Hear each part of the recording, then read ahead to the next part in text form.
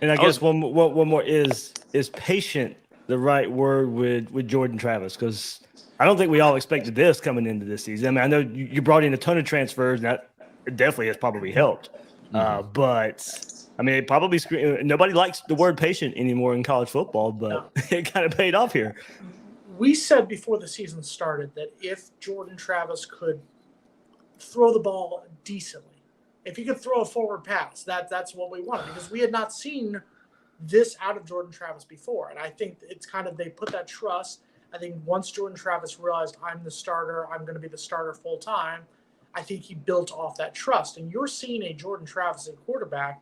We talked about last week. I would even say at this point, after what we saw last week, I think he overtook Dre May as the best quarterback in the ACC right now. I think Dre May took a step back after what he did against Georgia Tech. I think Jordan Travis right now entering that Florida game.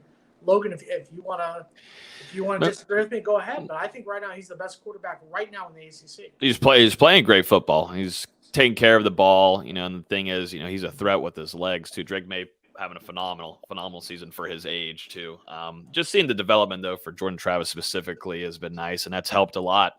That's helped a ton with just guys feeling the trust from the wide receivers. I mean, they also helped out a ton. You get the offensive line there, and you also help out the wide receiver room. That fixes a lot of things too for a quarterback, but he had to work on a lot of things, and I think that's a good point, Jason. Now he was the sole focus and the starting quarterback. He brought in Mackenzie Milton, and that just, once I saw a few spring scrimmages, that was just never going to happen. That wasn't fully healthy, couldn't run, couldn't move around the pocket whatsoever, and so that just felt a little off there. And Jordan Travis, hearing things, just not feeling with the staff and what was going on there, and so now solely focused on him.